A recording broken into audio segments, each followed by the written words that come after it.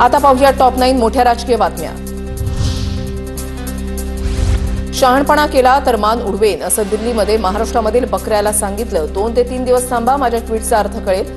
संजय राऊतांनी उपमुख्यमंत्री शिंदेंना टीव्हीत त्यातला एक बकरा आहे आणि तो बकरा खडकाच्या लाकडावर उभा आहे आणि बकऱ्याला सांगितलेलं आहे फार शहाणपणे त्याला असं मान उडवेन, गप्प उभं राहायचं आणि बेबे करत राहायचं असं 2 दिवसापूर्वी त्या बकऱ्याच्या कानात दिल्लीत कोणीतरी सांगितलेलं आहे।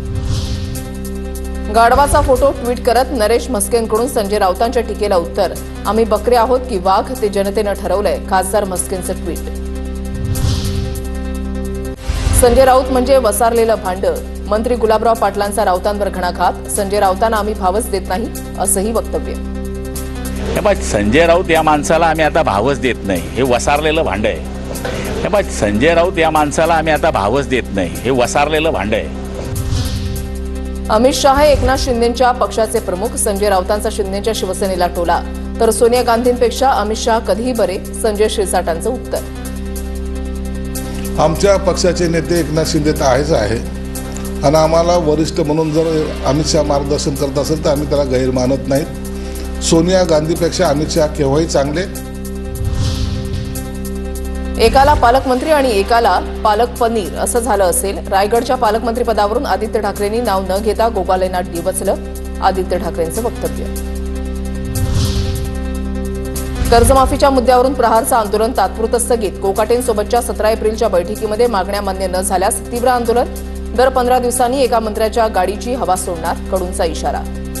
तारखेला माणिकराव मीटिंगमध्ये जाऊन तिथे जर आम्हाला समाधान भेटलं नाही तर महिन्यातून एक डाव किंवा 15 दिवसातून एक डाव एका मंत्र्याच्या गाडीचं आम्ही हवा सोडणार।